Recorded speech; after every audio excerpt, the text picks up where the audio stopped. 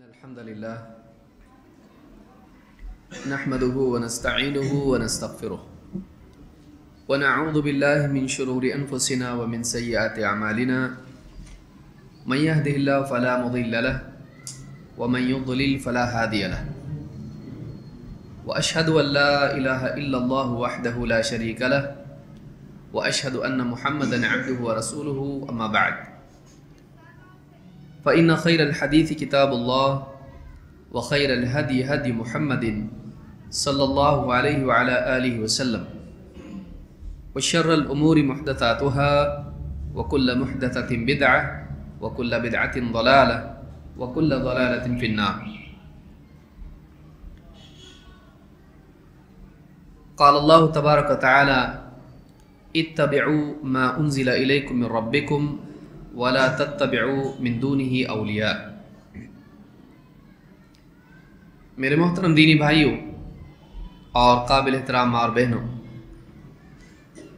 یہ منہج سلف نہیں اس عنوان کے تحت ایک طویل سلسلہ منہج کے سمجھنے اور منہجی غلطیوں کے جاننے کے تعلق سے جاری ہے، اور اس سلسلے میں ایک کے بعد ایک کئی چیزیں ایسی ہیں کہ اس میں سے ہر نقطہ، ہر ایک بات اپنی ذات میں خود ایک باب ہے. اس اعتبار سے اگرچہ ایک طویل سلسلہ ہے لیکن اس میں ہر عنوان ایک درس ہے، اور یہ الگ الگ باتیں ہیں جن کو تفصیل سے جاننا، سمجھنا اور ان غلطیوں سے بچنا ہمارے لیے ضروری ہے. جہاں یہ منہجی اخطاء ہمارے سامنے ہیں، اسی کے ساتھ ساتھ ان کے بالمقابل سلف کا منہج کیا ہے یہ بھی ہم سیکھ رہے ہیں. تو اس اعتبار سے دو باتیں ہم سیکھ رہے ہیں: کیا منہج سلف کا نہیں ہے اور کیا ہے. یہ دونوں چیزیں اگر سامنے آ جائیں تو بات اپنی جگہ پوری واضح ہو جاتی ہے.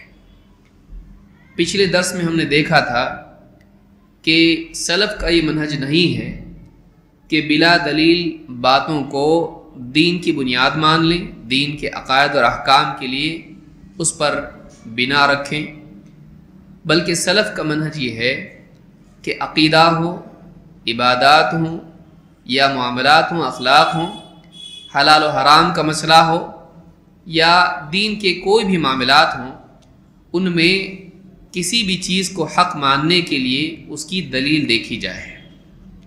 محض سنی سنائی بات کو دین نہ بنایا جائے، بلکہ واقعی قرآن و سنت کی دلیل کی بنیاد پر اس بات کو تسلیم کیا جائے.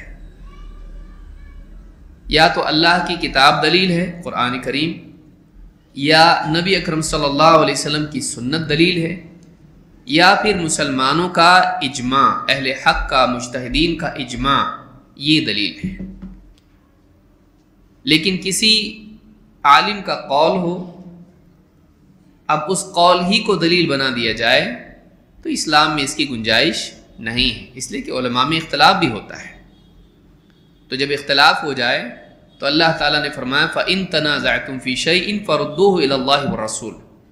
اگر تم میں کسی چیز میں اختلاف ہو جائے تو اس اختلاف کو، اس معاملے کو اللہ اور اس کے رسول کی طرف واپس پھیر دو. اس کا خطاب صحابہ سے ہے اور طبعاً ساری امت سے ہے. جب صحابہ سے اللہ نے کہا کہ تم میں اختلاف ہو جائے تو اسے کتاب و سنت کی طرف پھیر دو، تو من باب اولا بعد کے دور میں کسی شخص کا قول جبکہ اس کے بالمقابل کسی کی بات ہو دلیل نہیں ہو سکتا ہے. لہذا قرآن و سنت کی دلیل کو دلیل ماننا اور علماء کے اقوال کو اس کے تابع کرنا یہ سلف کا منہج ہے. دلیل کی بنیاد پر بات کو قبول کرنا سلف کا منہج ہے. اس سے آگے بڑھ کر ایک اور غلطی جو منہجی غلطی ہے وہ یہ کہ کسی ایک شخص میں حق کو منحصر مان لیا جائے کہ یہ فلاں عالم ہیں، یہ امام ہیں، ان کی ساری باتیں حق ان کی باتوں میں ہے، اور اس سے باہر جانے سے آدمی پرہیز کرے، گریز کرے. کسی ایک ہی آدمی کو حق کا معیار بنا لینا یہ سلف کا منہج نہیں ہے۔ ہاں اگر ایسی کوئی شخصیت ہے تو وہ محمد رسول اللہ صلی اللہ علیہ وسلم کی شخصیت ہے، لیکن آپ صلی اللہ علیہ وسلم کے علاوہ بڑے سے بڑا عالم ہو، مفسر ہو، محدث ہو، فقیہ ہو، مسلمانوں کا حاکم ہو، اس کے قول کو حجت ماننا اور حق کو اسی کے اقوال کے دائرے میں منحصر مان لینا یہ سلف کا منہج نہیں ہے۔ سلف کا منہج کیا ہے؟ قرآن و سنت کی بنیاد پر اہل حق میں سے جو بھی کوئی بات کہے اس کی بات کو تسلیم کیا جائے، بلکہ اگر اہل باطل میں سے کوئی آدمی حق بات کہتا ہے تب بھی اس کو اہل حق سے رجوع کر کے قرآن و سنت کی روشنی میں اس کو بھی تسلیم کیا جا سکتا ہے۔ یہ نہیں کہ اہل باطل سے آپ علم حاصل کریں، لیکن اگر ایک گمراہ انسان کوئی حق بات بول دے اور اگر اہل حق، اہل علم، اہل بصیرت اس کی تصدیق کر دیں، دلائل کی روشنی میں وہ چیز صحیح ثابت ہو جائے، اس کی بھی بات تسلیم کی جا سکتی ہے۔ تو یہ آج کی اس درس میں ہم کو سمجھنا ہے۔ اس سے آگے بڑھ کے ہم ایک اور اگر وقت رہا تو انشاءاللہ دوسرا نقطہ بھی ہم سمجھیں گے۔ دوسری غلطی یہ کہ انسان کا اپنی حدود کو بھولنا اور ایسے معاملات میں گفتگو کرنا جس میں اس کو علم نہیں ہے۔ بڑے معاملات میں ایک ایسے انسان کا گفتگو کرنا جس کے پاس علم نہیں ہے۔ تو یہ دو غلطیاں جو ہیں منہجی، آج انشاءاللہ اگر وقت رہا تو ان دونوں چیزوں کو ہم دیکھیں گے۔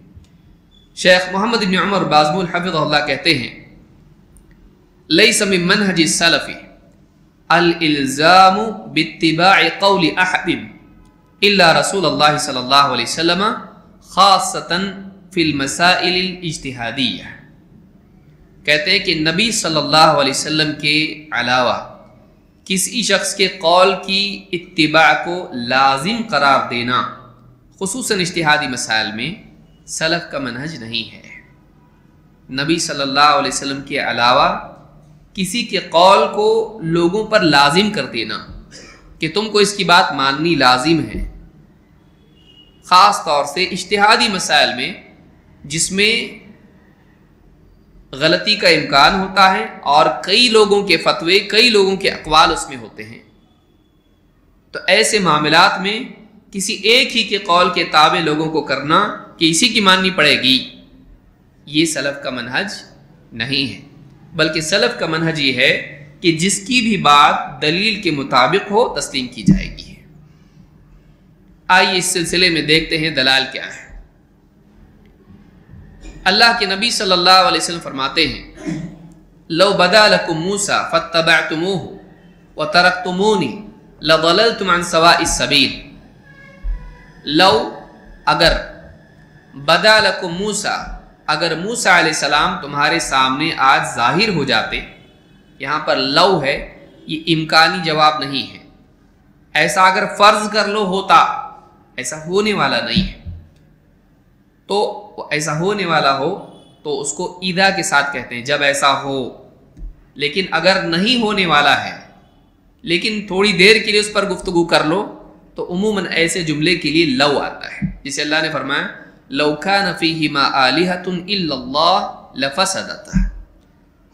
اگر آسمان و زمین میں ایک سے زیادہ معبود ہوتے، ایسا نہیں کہ ہوں گے، ہو نہیں سکتا ایسا، اگر ہوتے تو ان میں فساد پیدا ہو جاتا، بگاڑ آ جاتا ہے، سارا نظام درہم برہم ہو جاتا ہے۔ تو لو کا جملہ عموماً ایسا بولا جاتا ہے، شرطیہ جملہ ان کے ساتھ آتا ہے کہ اگر ایسا ہو تو، اور اگر امکان ہو تو اس میں اذا آتا ہے، اذا جاء نصر اللہ والفتح، جب اللہ کی مدد اور فتح آ جائے، تو جب اس طرح سے بولنا ہو تو ایسا بولا جاتا ہے۔ بہرحال لو بدا لکم موسیٰ، اگر موسیٰ علیہ السلام ظاہر ہو جاتے تمہارے سامنے، فاتبعتموہ، اور تم ان کی اتباع کرنے لگتے، وترکتمونی، اور مجھے چھوڑ دیتے، لضللتم عن سواء السبیل، تم سیدھے راستے سے بھٹک جاتے ہیں۔ اگر فرض کر لو ایسا ہو جائے، موسیٰ علیہ السلام آ جائیں، فرض کر لو، ہونے والا تو نہیں ہے، لیکن اگر ایسا ہوتا اور تم مجھے چھوڑ کر ان کے پیچھے چلنے لگ جاتے، ان کی پیروی کرتے، لضللتم عن سواء السبیل، تم سوا السبیل سیدھے راستے سے بھٹک جاتے ہیں، گمراہ ہو جاتے ہیں۔ ولو کان حیا، اور اگر وہ زندہ ہوتے، وہ ادرک نبوتی، اور میری نبوت پاتے، لتبعنی، تو ضرور میری اتباع کرتے ہیں۔ اس روایت کو امام الدارمی نے اپنی سنن میں ذکر کیا ہے اور یہ روایت حسن درجے کی ہے۔ امام احمد نے بھی اس کو روایت کیا ہے۔ بعض روایتوں میں آیا کہ ما حل له الا ان يتبعنی، موسیٰ علیہ السلام کے لیے میری اتباع کے سوا اور کوئی چیز حلال نہیں ہوتی ہے۔ اس روایت میں کئی باتیں ہیں اور اصولی باتیں ہیں جن کو یاد رکھنا ہے اور سیکھنا ضروری ہے۔ نمبر ایک، اس میں ایک جزئی مسئلہ یہ ہے کہ انبیاء کی حیات کے بارے میں آپ کہہ رہے ہیں کہ اگر وہ زندہ ہوتے تو انبیاء کی حیات دنیاوی نہیں ہے۔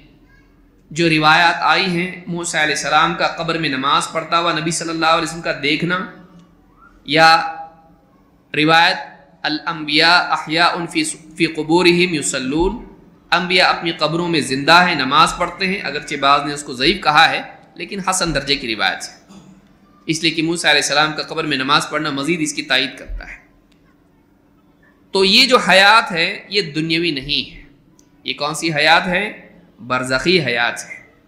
اگر دنیاوی حیات ہوتی تو آپ یہ نہیں کہتے اگر وہ زندہ ہوتے، کیونکہ یہ جملہ نفی کے لیے ہوتا ہے، ایسا نہیں ہے۔ لیکن اگر ایسا ہوتا تو ولو کان حیا خود اس بات کی طرف اشارہ کر رہا ہے کہ وہ حیات دنیاوی نہیں ہے بلکہ وہ کیا ہے؟ برزخی ہے۔ اور دوسری بات اس میں کہ آپ نے فرمایا اگر موسیٰ علیہ السلام ظاہر ہوتے، لو بدا لکم موسیٰ، اور تم مجھے ان کی اتباع کرتے اور مجھے چھوڑ دیتے تو تم سیدھے راستے سے بھٹک جاتے ہیں۔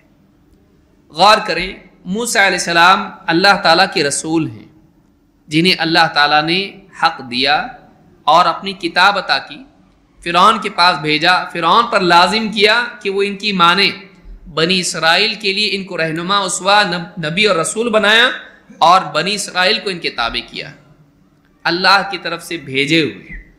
بلکہ اللہ تعالیٰ نے براہ راست موسیٰ علیہ السلام سے کلام کیا، وَكَلَّمَ اللَّهُ مُوسَىٰ تَكْلِيمًا، اللہ تعالیٰ نے موسیٰ علیہ السلام سے براہ راست بات کی۔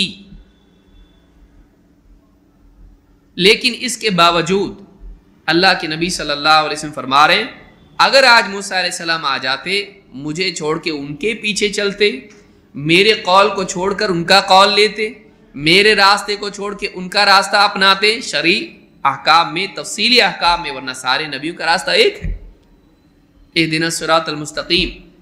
اللہ نے خود کہا کہ صراط الذین انعمت علیہم کے بارے میں کیا کہا؟ من یطع اللہ ورسولہ فاولئک مع الذین انعم اللہ علیہم من النبیین والصدیقین والشہداء والصالحین، جو اللہ اور اس کے رسول کی فرما برداری کرے تو آخرت میں وہ ان لوگوں کے ساتھ ہوگا جن پر اللہ تعالیٰ نے انعام کیا ہے۔ کون؟ نبی، صدیقین، شہداء اور صالحین۔ تو صراط مستقیم ان سب کا راستہ ہے، لیکن شرعی احکام میں تفصیل ہے۔ موسیٰ علیہ السلام کے وقت میں غنیمت کا مال حلال نہیں تھا، لیکن محمد صلی اللہ علیہ وسلم کے لیے حلال کیا گیا۔ عیسیٰ علیہ السلام کے دور میں آپ دیکھیں مریم خاموشی کا روزہ رکھ رہی ہیں، انی نذرت للرحمن صوما، میں نے رحمان کے نام کا روزہ رکھا ہے، نظر رکھی ہے کہ میں آج روزہ ہے میرا، فلن اکلم اليوم انسیا، آج میں کسی انسان سے بات نہیں کروں گی۔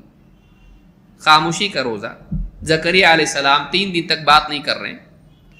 تو اس دور میں ایک انسان، اور یعقوب علیہ السلام ہے، اپنے اوپر انہوں نے اونٹ کا گوشت کھانا ممنوع قرار دے دیا۔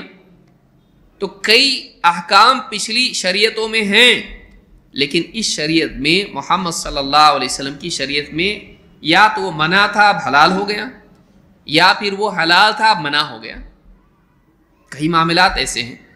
یوسف علیہ السلام کے دور میں تعظیم کا سجدہ جائز ہے، اس شریعت میں حلال ہے، معاذ بن جبل رضی اللہ عنہ کو منع کیا۔ اگر آج موسیٰ علیہ السلام ہوتے اور تم مجھے چھوڑ کے ان کے پیچھے ہو جاتے، ان کی بات مان کر ان کی پیروی کرتے، تو تو اللہ کے نبی صلی اللہ علیہ وسلم کیا فرما رہے ہیں؟ لَضَلَلْتُمْ عَنْ سَوَاءِ السَّبِيلِ، تم سیدھے راستے سے بھٹک جاتے ہیں۔ موسیٰ علیہ السلام ہدایت پر ہیں، اللہ کے رسول ہیں، ان کی شریعت، ان کا دین، ان کی تفصیلات سب حق ہیں، لیکن اس حق کے مقابلے میں اللہ نے نبی اکرم صلی اللہ علیہ وسلم کو جو شریعت دی وہ اس دور کے لیے ہے، قیامت تک کے لیے۔ اب اگر اس کو چھوڑ کر اس حق کو بھی اپناتا ہے تب بھی گمراہ ہوگا۔ غور کریں، ان کے پاس جو ہے وہ کیا ہے؟ وہ بھی حق ہے۔ موسیٰ علیہ السلام کے پاس جو ہے اللہ کا دیا ہوا حق ہے۔ موسیٰ علیہ السلام ہدایت یافتہ بلکہ ہادی ہیں، لوگوں کی رہنمائی کرنے والے، لیکن مجھے چھوڑ کر میری بجائے تم ان کی اتباع کرنے لگ جاتے تو تم کیا ہوتے؟ لَضَلَلْتُمْ عَنْ سَوَاءِ السَّبِيلِ، سیدھے راستے سے تم بھٹک جاتے ہیں۔ اس سے بات معلوم ہوتی ہے کہ محمد الرسول اللہ صلی اللہ علیہ وسلم کے بالمقابل آپ کو چھوڑ کر، آپ کے قول کو یا آپ کی سنت کو چھوڑ کر کسی اور کا قول یا کسی اور کا طریقہ اگر آدمی اپناتا ہے، چاہے وہ رسول ہو تب بھی یہ گمراہ ہے۔ نبی صلی اللہ علیہ وسلم کے قول و عمل کے مقابلے میں کسی کا قول و عمل نہیں چلے گا۔ اس کے ہدایت یافتہ ہونے سے تو ہدایت یافتہ نہیں ہوگا، یہ بات یاد رکھیں۔ اس کا ہدایت یافتہ ہونا تجھ کو بچا نہیں سکتا ہے، اس لیے کہ اس کے لیے جو حق تھا اس نے اس کی پیروی کی، تیرے لیے جو حق تھا تو نے اس کی پیروی نہیں کی، کیونکہ تیرے لیے حکم اللہ کا کیا ہے؟ قُلْ إِن كُنتُمْ تُحِبُّونَ اللَّهَ فَاتَّبِعُونِي يُحْبِبْكُمُ اللَّهُ، اے نبی آپ کہیے اگر تم واقعی اللہ سے محبت کرتے ہو میری اتباع کرو، یحببکم اللہ، اللہ بھی تم سے محبت کرے گا۔ اللہ تعالیٰ کی محبوبیت، اللہ کی محبت پانے کا راستہ محمد صلی اللہ علیہ وسلم ہے۔ اب آپ سے پہلے رسول کے طریقے پر چل کے اللہ کا محبوب نہیں بن سکتا ہے، اگرچہ وہ بھی حق پر تھے۔ تو جس کا انتخاب اللہ نے کیا، جس کو رسول بنایا، جس کو کتاب دی، جس کو فرعون کے مقابلے میں بھیجا، بنی اسرائیل کی رہنمائی کے لیے بھیجا، جس کا تذکرہ قرآن میں کیا، جس کے لیے اللہ تعالیٰ نے دریا کو پھاڑ کے راستہ بنایا، جنہوں نے کہا ان معی ربی سیہدین، میرا رب میرے ساتھ ہے، وہ مجھ کو ہدایت دے گا۔ اللہ نے ہدایت دی، بتایا کیا کرنا ہے اور راستہ بھی بنایا۔ اتنی بڑی شخصیت، لیکن اس کے باوجود بھی محمد صلی اللہ علیہ وسلم کے بالمقابل اگر آدمی ان کی شریعت کو اپنائے وہ آدمی ہدایت پر نہیں۔ تو آج سوچئے کہ جس کو اللہ نے نہیں چنا، اس کی کوئی دلیل نہیں کہ اللہ نے اس کا انتخاب کیا کہ ساری انسانیت کو اور مسلمانوں کو کہیں کہ اس کے پیچھے چلو، جس پر اللہ نے کتاب اور وحی نازل نہیں کی، جس کے بارے میں اللہ نے نہیں کہا کہ اس کی پیروی کرو۔ اگر آدمی محمد صلی اللہ علیہ وسلم کے قول و عمل کو چھوڑ کر اگر اس کے قول و عمل کو اپناتا ہے، اس کے لیے کیا حجت اس کے پاس ہے؟ جب وہ گمراہی ہے تو یہ ہدایت کیسے ہو سکتی ہے؟ جب وہ گمراہی ہے تو یہ من باب اولا بڑی گمراہی ہے کہ جس کے لیے برہان تھی اس کو اپنانا نبی صلی اللہ علیہ وسلم کے مقابلے میں وہ گمراہی ہے۔ لیکن جس کے پاس برہان بھی نہیں ہے، جو آدمی اپنی شخصیت کو منوا نہیں سکتا کہ میری پیروی کرو، اس کی پیروی کو لازم قرار دینا امت کے اوپر کیسے ہدایت ہو سکتا ہے؟ اور آج مسلمانوں میں ایسے طبقات ہیں جو کسی نہ کسی شخصیت کو مسلمانوں کے لیے، تمام مسلمانوں کے لیے یا ایک طبقے کے لیے اس کے قول و عمل کو مسلمانوں پر لازم کر رہے ہیں۔ ان کی ماننی پڑے گی تم کو امام ابو حنیفہ رحمۃ اللہ علیہ کی مان کے چلنی پڑے گی، تم کو امام شافعی، امام احمد، امام مالک کی مان کے چلنی پڑے گی، ان کے قول سے باہر نہیں جا سکتے۔ ان کا قول تم پر لازم ہے، سمجھے یا نہ سمجھے۔ جیسے میں نے پچھلے درس میں بتایا تھا، فلاں عالم صاحب اپنی کتاب میں لکھ رہے ہیں کہ رضاعت کا مسئلہ ہے اور امام شافعی کا قول دلیل سے اقرب ہے، دلیل تو انہی کے ساتھ دکھائی دے رہی ہے، لیکن نحن مقلدون، کس کے مقلد ہیں ہم امام ابو حنیفہ کے مقلد ہیں۔ یجب علینا قول امامنا، ہمارے لیے اپنے امام کا قول واجب ہے۔ دلیل امام شافعی کے حق میں ہے، لیکن ہمارے لیے ہم مقلد ہیں امام ابو حنیفہ کے، لہٰذا ہمارے لیے امام ابو حنیفہ کا قول ماننا واجب ہے، چاہے دلیل امام شافعی کے حق میں ہو۔ یہ کون سا دین ہے؟ یہ کون سا منہج ہے؟ یہ سلف کا منہج نہیں ہے۔ عمر ابن خطاب اور ابو بکر صدیق رضی اللہ تعالیٰ کے بارے میں نبی صلی اللہ علیہ وسلم کہہ رہے ہیں کہ میرے بعد اقتدوا بالذین من بعدی، میرے بعد دو لوگوں کی اقتدا کرو، ابو بکر و عمر، ان دونوں کی اقتدا کرو۔ لیکن اس کے باوجود علی بن ابی طالب رضی اللہ تعالیٰ عنہ، عمر بن خطاب رضی اللہ تعالیٰ کا فیصلہ زانیہ کے باب میں نہیں مان رہے۔ کیوں؟ دلیل۔ کہا کہ اے امیر المؤمنین، کیا آپ کو یہ حدیث نہیں معلوم؟ کون سی حدیث؟ 3 لوگوں سے قلم اٹھا لیا گیا ہے، بچہ جب تک کہ بالغ نہ ہو، سویا ہوا جب تک کہ جاگے نہیں، اور پاگل جب تک کہ اس کی عقل واپس نہ لوٹے۔ کہا کہ ہاں۔ کہا پھر اس پاگل عورت کو کیوں رجم کیا جا رہا ہے؟ کچھ بھی نہیں۔ کہا پھر چھوڑیے اس کو۔ کہا چھوڑو۔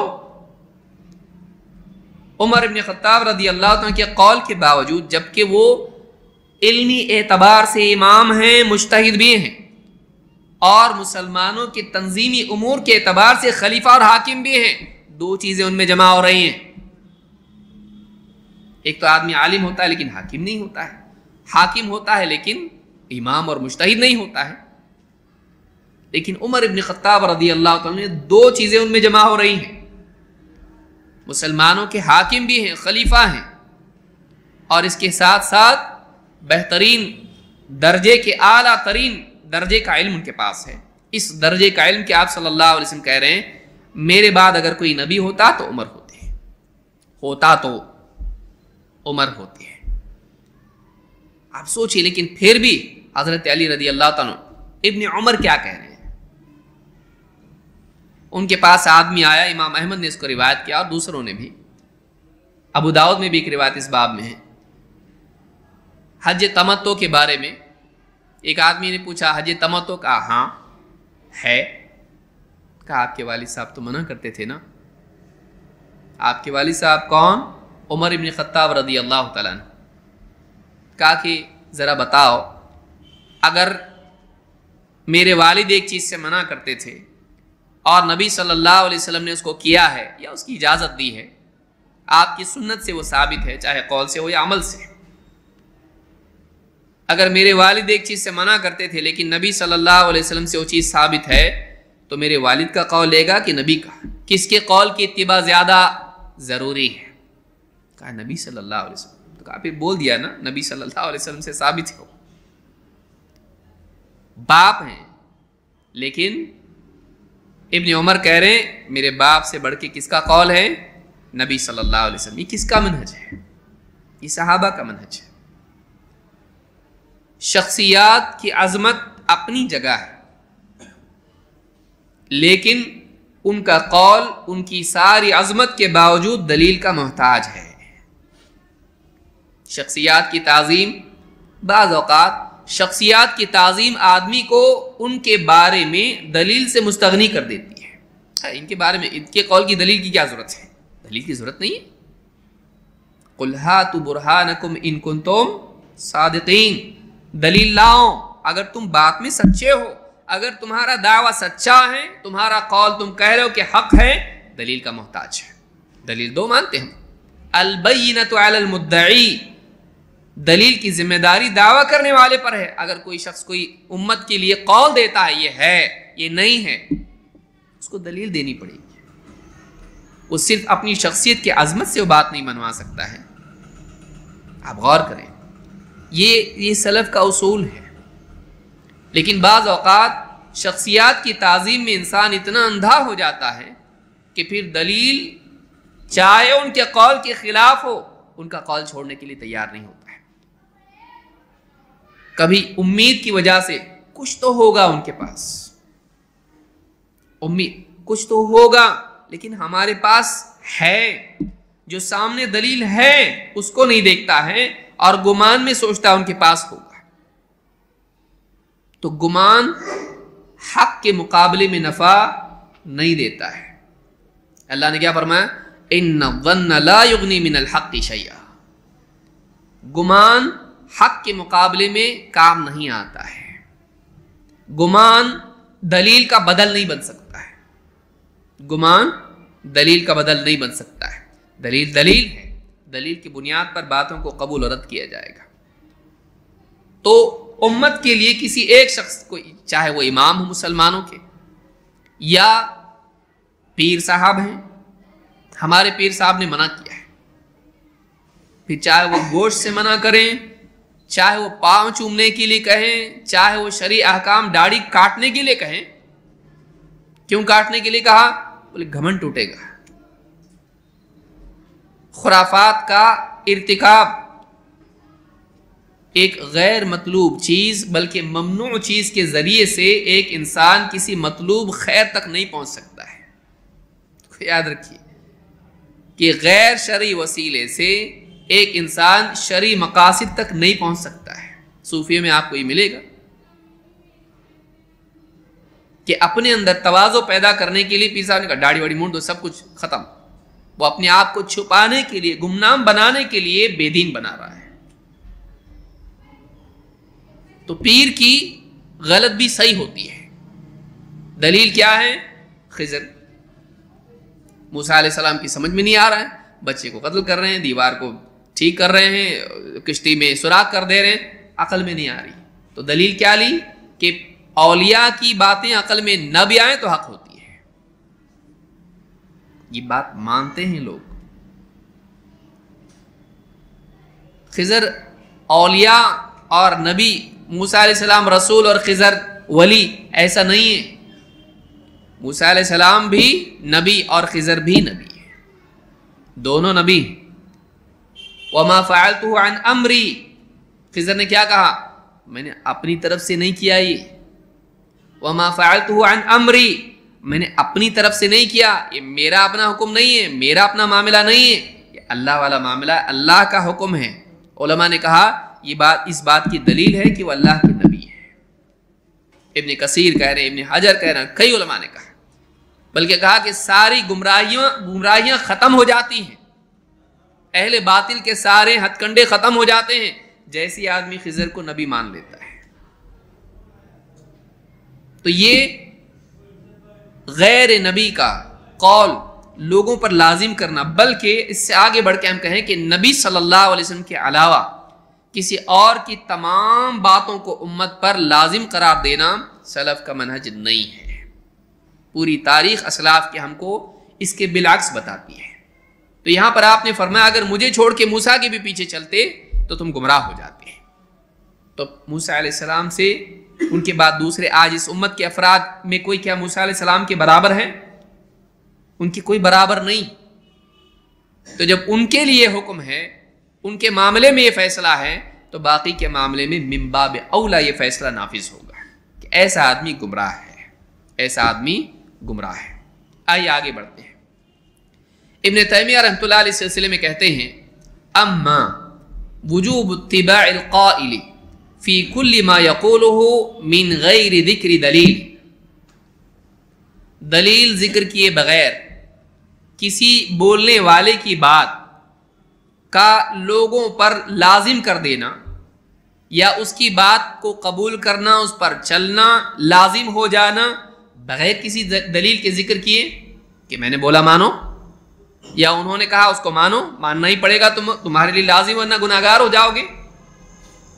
کسی قائل کے قول کی دلیل کے بغیر اس کی بات کا ماننا لازم ہو جانا کہتے ہیں یدل علی صحتہ، ایسی دلیل جو اس کے صحیح ہونے پر دال ہو. بعض اوقات آدمی دلیل تو دے دیتا ہے لیکن اس کی دلیل اس کے قول کے مطابق نہیں ہوتی ہے. تو کسی ایسی دلیل کے بغیر جس سے اس کا موقف، اس کا قول، اس کا فتویٰ صحیح ثابت ہوتا ہو، ایسی دلیل کے بغیر اس کے فتوے اور اس کے قول کا ماننا لازم ہونا کہتے ہیں صحت ما یقول فلیس بصحیح، یہ صحیح نہیں ہے، یہ صحیح نہیں ہے. کہتے ہیں बल हादिहिल मर्तबतु हिय मर्तबतुर रसूल अल्लती ला तस्लुहु इल्ला लहू। कहते हैं ये तो बात छोड़ दो, बल्कि ये मर्तबा कि किसी का कौल उससे दलील मांगे बगैर हक साबित हो जाए और मानना लाजिम हो, ये मर्तबा तो रसूल का मर्तबा है, मोहम्मद सल्लल्लाहु अलैहि वसल्लम का और तमाम रसूलों का मर्तबा है। उनके अलावा, रसूल के अलावा, मोहम्मद सल्लल्लाहु अलैहि वसल्लम के अलावा ये मर्तबा किसी और के लिए नहीं है। बाकी जितने हैं उनको दलील देनी पड़ेगी। मोहम्मद सल्लल्लाहु अलैहि वसल्लम को दलील देने की जरूरत नहीं है, आपका कौल खुद दलील है, क्योंकि अल्लाह ने क्या फरमाया, वमा आताकुमुर रसूलु फखुदूहु वमा नहाकुम अन्हु फंताहु। जो रसूल तुम्हें दे उसे ले लो, जिससे रोके रुक जाओ। ये नहीं कहा जो रसूल दे अगर कुरान में हो तो मानो, जिससे रसूल मना करें अगर कुरान में ममनू हो तो रुक जाओ। नहीं, रसूल के लिए कुरान की दलील की जरूरत नहीं है, रसूल का कौल खुद दलील है, क्योंकि कुरान ने ताबे कर दिया रसूल के कौल में भी और अमल में भी, अवामिर में भी और नवाही में भी। उसके लिए अलग से दलील की ज़रूरत नहीं है। लेकिन उनके अलावा, नबी अकरम सल्लल्लाहु अलैहि वसल्लम के अलावा उम्मत के उलमा, कोई उलमा ऐसा, कोई आलिम ऐसा नहीं है जिसका कौल खुद दलील हो और दलील का मोहताज ना हो। बल्कि इससे बड़ी बात ये कि उसके सारे अक़वाल उम्मत पर लाजिम कर दिए जाएं, ये तो और भी ज़्यादा बुरा है। क्योंकि ठीक है किसी का कौल सही होता है, गलत भी तो हो सकता है, तो किसी एक आदमी के तमाम अक़वाल उम्मत के लिए या किसी एक तबके के लिए या किसी एक शख्स के लिए उनका कबूल करना लाजिम करार दे दिया जाए, तो इससे ये भी लाजिम आता है कि गलती की पैरवी उस पर लाजिम कर दी जाए, जो कि दीन नहीं है। तो ये इब्न तैमिया रहमतुल्लाह अलैह मजमुल फतावा में उन्होंने बात कही, जिल्द नंबर 35 सफ़ा नंबर 121। इमाम मालिक रहमतुल्लाह अलैह जो उनसे पहले हैं, जो खुद एक इमाम हैं, उनका क्या कहना है? कहते हैं लैसा अहदुन बाद नबी सल्लल्लाहु अलैहि वसल्लम, नबी सल्लल्लाहु अलैहि वसल्लम के बाद जो भी शख्स है, कोई से मुस्तस्ना नहीं, हर एक का मामला ये है, इल्ला व युखद मिन कौलिही व युत्रक। नबी सल्लल्लाहु अलैहि वसल्लम के बाद जो भी शख्स आने वाला है, उसका हाल ये है कि उसके अक़वाल में से कोई कौल लिया जाएगा और कोई कौल छोड़ना पड़ेगा। इल्ला नबी सल्लल्लाहु अलैहि वसल्लम, हाँ नबी सल्लल्लाहु अलैहि वसल्लम का ऐसा मामला नहीं है कि आपका कोई कौल लिया जाए और कोई कौल छोड़ा जाए। क्यों? अल्लाह ताला ने उमूम के साथ कहा है, कुल अतीउल्लाह व रसूल, आपकी इताअत मशरूत नहीं की, किसी शर्त के साथ बांधा नहीं, अलल इतलाक। जैसे अपने लिए अल्लाह ने बगैर किसी कैद और शर्त के अल्लाह ने कहा अल्लाह की मानो, वैसे नबी सल्लल्लाहु अलैहि वसल्लम के बारे में बगैर किसी शर्त और कैद के कहा रसूल की मानो। जैसे अल्लाह की बात हक और दलील है, वैसे रसूल सल्लल्लाहु अलैहि वसल्लम की बात हक दलील है। क्यों? वमा यंतिक़ु अनिल हवा, ख्वाहिश से कुछ नहीं कहते हैं, इन हुआ इल्ला वह्यु यूहा, ये जो कुछ कहते हैं वही पर मबनी होता है। लेकिन दूसरे का मामला ऐसा नहीं है, दूसरे की हिफाजत वैसी नहीं होती जैसे रसूल की होती है। दूसरे का मामला क्या है? वो जिंदगी भर एक गलत बात पर कायम रहेगा और रुजू नहीं कर पाएगा, उसको मालूम ही नहीं पड़ेगा कि मेरी बात गलत है। उसके बाद आने वाले कहेंगे इनकी ये बात गलत थी। जैसे इमाम अबू हनीफा के शागिर्दों ने बताया, उनका ये कौल है लेकिन हमारा ये कौल नहीं। आप हिदायत पढ़ें, आपको तकरीबन हर बाब में कहीं ना कहीं मिलेगा। तो बाद में आने वाले बताते हैं कि इनका यह कौल सही नहीं। मुहद्दिस हदीस को सही कह दिया, बाद में आने वाले बाज़ औक़ात शागिर्द खुद कहते हैं हमारे उस्ताद ने इसको कहा, हमारे शेख ने कहा कि हदीस सही, लेकिन वो ज़ईफ़ है। ज़ईफ़ कहा लेकिन सही है। उनको ये तरीक़ नहीं मिला लेकिन हमको ये तरीक़ मिला। किसी शख्स की बात आखिरी कौल नहीं है। हाँ, अगर उसके पास दलील है तो वो क़यामत तक के लिए हक़ है, उसकी बात दलील पर मबनी है, क्योंकि दलील क़यामत तक के लिए है, उसकी बात सही है। लेकिन बिला दलील किसी की बात उम्मत पर लाजिम नहीं की जा सकती है। तो इब्न अब्दुल बर ने अल-जामे में, जामे बयान अल-इल्म में बात कही है, जिल्द नंबर 2 सफ़ा 91 पर, कहा कि इमाम मालिक कहते हैं जो भी आदमी है اس کی کوئی بات لینے کی ہوتی ہے تو کوئی چھوڑنے کی بھی ہوتی ہے، سوائے نبی صلی اللہ علیہ وسلم کے۔ اس سے بات معلوم ہوتی ہے کہ کسی بھی شخص کے تمام اقوال امت پر حجت نہیں ہے۔ ہاں، جو قول دلیل کے مطابق ہے وہ حجت ہے، جو دلیل کے خلاف ہے یا بلا دلیل ہے وہ حجت نہیں ہو سکتا ہے۔ آئیے آگے بڑھتے ہیں۔ ابن قیم رحمۃ اللہ علیہ کیا فرماتے ہیں؟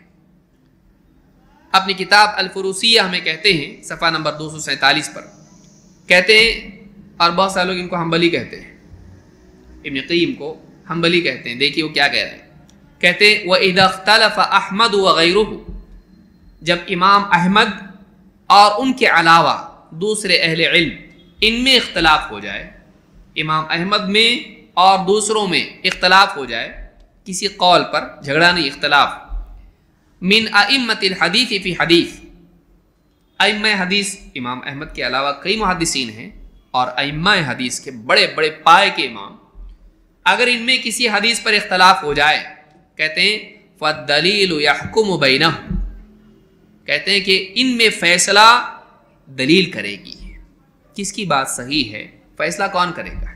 امام احمد کی بات صحیح ہے یا دوسرے محدث کی بات صحیح ہے، فیصلہ کون کرے گا؟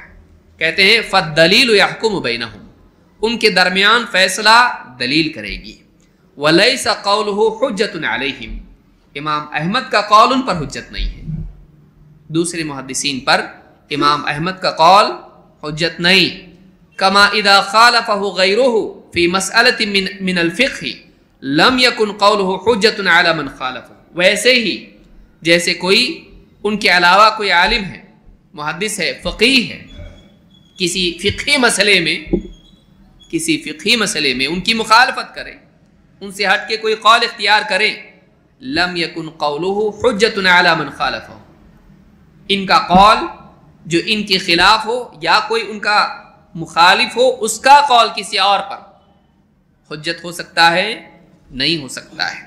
بل الحجۃ الفاصلۃ ہی الدلیل، جو دونوں میں فیصلہ کریں، دونوں کو الگ کریں، ایک صحیح اور ایک غلط، ایک صواب اور دوسرے خطا، راجح اور مرجوح، محفوظ اور شاذ، اگر ایسا کچھ فیصلہ ہوگا، کہتے ہیں بل الحجۃ الفاصلہ ہی الدلیل، فیصلہ کرنے والی چیز دلیل ہے۔ ابن قیم رحمۃ اللہ بہت نفیس بات انہوں نے کہی، جو نہ صرف حدیث کے باب میں ہے بلکہ فقہ کے باب میں بھی ہے۔ چاہے حدیث کا صحیح ضعیف ہونا ہو یا اس حدیث سے مستنبط مسائل میں فقہی مسئلہ ہو، کہتے ہیں کہ چاہے حدیث کا مسئلہ ہو یا فقہ کا مسئلہ ہو، اختلاف کی صورت میں فیصلہ دلیل کرے گی، شخصیت نہیں۔ معلوم ہوا کہ شخصیات سے اوپر ایک چیز ہے، وہ کیا ہے؟ دلیل ہے۔ شخصیت دلیل کی محتاج ہے، دلیل شخصیت کی محتاج نہیں ہے۔ جب زوال آتا ہے امت میں تو دلیل شخصیات کی محتاج ہو جاتی ہے۔ ہمارے امام نے نہیں اس حدیث کے مطابق عمل کیا تو ہم بھی نہیں کریں گے۔ تو جب اس طرح سے کسی شخصیت کے تابع کیا جائے، یہ غلط ہے۔ دلیل دلیل ہے، شخصیت کے لیے لازم ہے کہ وہ دلیل کو مانے، دلیل پر یہ لازم نہیں ہے کہ وہ شخصیت کا سہارا تلاش کرے۔ دلیل اپنی ذات میں خود حجت ہوتی ہے، شخصیات اس کی محتاج ہوتی ہیں، دلیل شخصیات کی محتاج نہیں ہوتی ہے۔ تو یہ بات یاد رکھنے کی ہے۔ تو یہ اس باب میں جو آج آپ دیکھیں گے کہ بہت سارے مسلمان ہمارے امام کے اقوال آپ کو ماننے پڑیں گے، جیسے کہ اہل الحدیث پر اعتراض کیا جاتا ہے۔ کیا اعتراض ہے؟ یہ کبھی امام احمد کا قول لیتے ہیں، کبھی امام ابو حنیفہ کا لیتے ہیں، کبھی تو امام سفیان ثوری کا لے رہے ہیں، اور کبھی ان سے پہلے کسی اور کا قول۔ تو یہ دین نہیں ہے، یہ گمراہی ہے۔ مختلف علماء کے اقوال لینا یہ گمراہی ہے۔ ہاں، گمراہی اس صورت میں ہے جب آدمی خواہش کی بنیاد پر مختلف علماء کے اقوال ڈھونڈے اور تلاش کرے۔ میرا جی چاہ رہا ہے کہ فلاں چیز حلال ہو جائے، جس نے حلال کہا ہے ان کی غلطی کے باوجود ان کا قول لے لیا اور ان کا سہارا لیا اور ان کا دلیل بنا لی، فلاں نے کہا ہے کہ یہ حلال ہے۔ یا میرا دل یہ مانتا ہے کہ یہ چیز صحیح نہیں ہے، کسی نہ کسی نے اس کو غلط کہا ہے، ان کا قول لے لیا۔ کیوں؟ اس لیے نہیں کہ ان کے پاس دلیل ہے، اس لیے کہ میرا دل یہی کہتا ہے، انہوں نے بھی وہی کہہ دیا، میری شخصیت کچھ نہیں ہے، لہٰذا میں نے ان کی شخصیت کا سہارا لیا۔ یہ گمراہی ہے، اس میں کسی کا اختلاف نہیں ہے۔ لیکن اگر ایک مرتبہ انسان کے سامنے کسی مسئلے میں امام احمد کا قول آیا اور دلیل ان کے ساتھ ہے، اس کو لے لیا، کسی مسئلے میں امام ابو حنیفہ کا قول ہے، اس کو لے لیا، دلیل ان کے پاس ہے۔ اس طرح سے اگر ایک آدمی دلیل کی بنیاد پر مختلف علماء کی بات کو مانتا ہے، ایسا آدمی گمراہ نہیں، ایسا آدمی ہدایت پر ہے۔ کیوں؟ اس لیے کہ دلیل کی بنیاد پر کسی کے قول کو تسلیم کرنا یہ دین ہے اور یہ انصاف کا تقاضا ہے۔ یہ کیا بات ہے کہ ایک آدمی بلا دلیل اپنوں کی مانے؟ یہ تو گمراہی ہے۔ بھائی میرا بھائی ہے لہٰذا ہر جھگڑے میں وہ حق پر ہوگا، کیا ایسا ہی ہے؟ کیوں؟ میرا بھائی ہے، وہ میرا ہے، وہ میرا اپنا ہے، اپنے کا ساتھ میں نے دوں گا تو کس کا دوں گا؟ یہ کیا ہے؟ یہ حق نہیں ہے، یہ انصاف نہیں ہے۔ عدل کا تقاضا یہ ہے، وَلَا يَجْرِمَنَّكُمْ شَنَآنُ قَوْمٍ عَلَىٰ أَلَّا تَعْدِلُوا اعْدِلُوا هُوَ أَقْرَبُ لِلتَّقْوَىٰ۔ کسی قوم کی دشمنی تم کو اس بات پر آمادہ نہ کرے کہ تم ان کے ساتھ انصاف کی روش چھوڑ دو، انصاف کرو، عدل کرو۔ یہ تقویٰ سے قریب ترین چیز ہے۔ تقویٰ کا تقاضا ہے کہ آدمی عدل کرے۔ ظلم تقویٰ نہیں ہو سکتا ہے، مداہنت تقویٰ نہیں ہو سکتی ہے، غلط میں ساتھ دینا تقویٰ نہیں ہو سکتا ہے۔ تو یہاں پر آپ دیکھیں ائمہ کے اقوال ہے، معلوم ہے دلیل اس کے خلاف ہے، لیکن کہا ہاں بچے کی رضاعت کے مسئلے میں 2 سال رضاعت کا قول امام شافعی کا ہے اور دلیل انہی کے حق میں دکھائی دے رہی، ان کا قول قوی ہے، لیکن ہمارے امام ہیں 2.5 سال کہہ رہے ہیں، لیکن ہم مقلد ہیں، ہمارے لیے اپنے امام کی بات ماننا لازم ہے۔ دلیل کے مقابلے میں امام کی بات ماننا، یہ کبھی بھی امام کی بات ماننا نہیں ہو سکتا ہے، کیونکہ کسی بھی امام نے دلیل کے مقابلے میں اپنی بات ماننے کی نہیں کہی ہے۔ اس باب میں وہ امام کا بھی مخالف ہے، تو نہ دلیل کا ہوا نہ امام کا۔ سمجھ رہے ہیں بات کو؟ وہ دلیل کا بھی نہیں ہو سکا اور امام کا بھی نہیں ہوا۔ کسی امام کے سامنے دلیل کے خلاف امام کی مانی جائے، کوئی امام اس کو قبول نہیں کرے گا، نہیں، دلیل کی پیروی کرو۔ کسی امام نے بات نہیں کہی کہ تم میری بات کو مانو دلیل کے مقابلے میں۔ امام ابو حنیفہ سے پوچھا گیا، اگر آپ کا قول آپ کا قول ہے اور اس کے خلاف قرآن کی آیت ہے، کیا مانے؟ کہا قرآن کی آیت لو، قرآن کی بات لو، اللہ کی بات لو۔ آپ کے مقابلے میں رسول کی بات ہے، کہا رسول کی بات لو۔ آپ کے مقابلے میں صحابہ کی بات ہے، کہا میرا قول چھوڑ دو اور صحابہ کی بات کو لو۔ انہوں نے کبھی نہیں کہا کہ کتاب و سنت کے مقابلے میری مانو، لیکن ان کی شخصیت اور اس سے بڑھ کے، بلکہ میں کہوں گا شخصیت کی تعظیم سے بھی بڑھ کے ایک چیز ہوتی ہے گروہ پرستی، گروہ بندی۔ ہم حق پر ہیں، ہمارا گروہ، ہماری جماعت، یہ جب انسان کے سر پر مسلط ہو جاتا ہے تو پھر آدمی اپنی گروہی عصبیت کی بنیاد پر حق کا بھی انکار کرتا ہے، اور یہ حق نہیں ہے، یہ حق نہیں ہے۔ تو یہ میں سمجھتا ہوں کچھ باتیں تھیں۔ وقت ہو گیا، یہ ہے وقت، جاری رکھیں، ہو گئے میرے خیال سے، وقت بہت ہو گیا ہے۔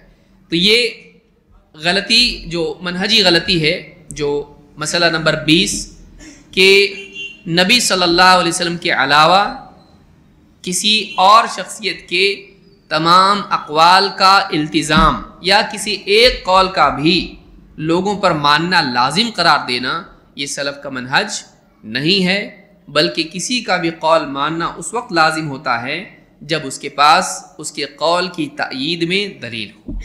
اگر دلیل نہیں ہے، اس کا قول امت پر حجت نہیں ہو سکتا ہے، کسی ایک شخص پر حجت نہیں ہو سکتا ہے، تو من باب اولا امت پر تو بالکل بھی نہیں ہو سکتا ہے، اور نہ کسی نے بات کہی ہے۔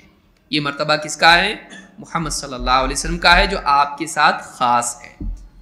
اس میں کوئی اور نہیں ہے جو اس کے بارے میں بھی کہا جائے کہ ان کی تمام باتیں یا ایک بات ساری امت پر ماننا لازم ہے۔ تو یہ ہم نے آج دیکھا، انشاءاللہ مزید چیزیں اگلے درس میں ہم دیکھیں گے۔ اللہ رب العالمین سے دعا ہے کہ ہم سب کو صحیح منہج سمجھنے کی اور اس کے مطابق جینے کی توفیق عطا فرمائیں، اور باطل مناہج سے ہم سب کی اعتقاداً، قولاً و عملاً حفاظت فرمائیں۔ اقول ھذا واستغفر اللہ لی ولکم.